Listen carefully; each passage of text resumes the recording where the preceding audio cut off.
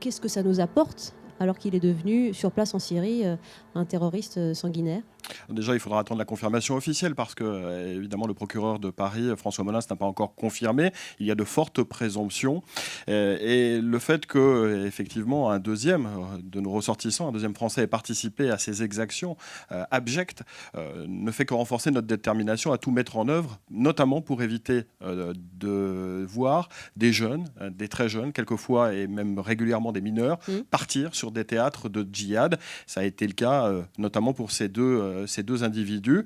Tout mettre en œuvre pour les empêcher de partir, ces jeunes particulièrement sensibilisés au djihad? Absolument, parce que c'est l'un des points forts de notre action, en tout cas ce sur quoi on insiste particulièrement, c'est de tout faire pour détecter les profils à risque, et les empêcher de partir et d'aller commettre l'irréparable, d'aller commettre ce genre d'action, et de les empêcher aussi de revenir commettre un certain nombre d'actions terroristes sur le territoire français, mais également dans d'autres pays. On a vu l'actualité récente, il y a eu Médine et Mouche, il y a eu ce qui s'est passé aussi au Canada, Qu'on a on a laissé eu l'affaire partir et Mera qu'on n'a pas pu voir aussi, rentrer. et à partir du moment où on les empêche de partir, évidemment, cela fait qu'ils ne rentrent pas à un moment donné et qu'ils ne présentent pas de risque. Alors comment on les empêche de partir? Comment on les intercepte au retour? Vous allez nous expliquer ça dans le détail, Pierre-Henri Brandet. Je souligne que la tranche d'âge des 15-21 ans est la plus touchée et je crois qu'il y a un dispositif en réflexion pour cette cible-là et vous allez nous dire ça dans un instant. Madame, vous interpellez notre invité en studio en attendant. Bonjour à vous. Bonjour monsieur. Dans la mesure où on ne connaît pas le nombre précis des futurs djihadistes, comment est-ce qu'on peut arriver à les pister, à les suivre? Parce qu'on n'a pas de moyens véritables. On ne les connaît que lorsqu'ils commettent leur exaction. Alors, on a les moyens de les détecter en amont par la surveillance. Ça peut être du web, des réseaux sociaux, par le travail judiciaire qui est mené jour après jour par les services d'enquête de police et de gendarmerie qui permettent de détecter.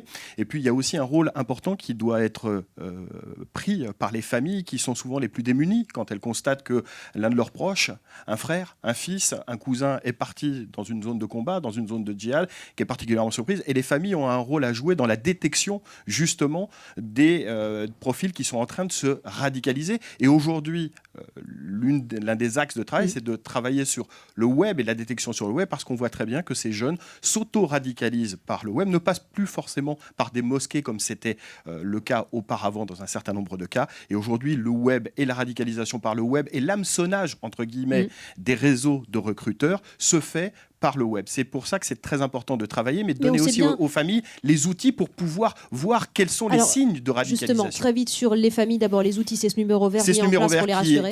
Qui est tout à fait pertinent, parce que depuis le 29 avril dernier, il y a eu à peu près 650 appels pertinents qui ont permis d'empêcher le départ de 60 à 70 personnes vers des zones de familles djihad. Soupçonnant que les jeunes voulaient partir faire le djihad. Oui, qui avaient besoin d'un soutien, qui avaient besoin d'une écoute et qui avaient besoin de comprendre comment la radicalisation pouvait se passer de manière à la détecter et à l'empêcher.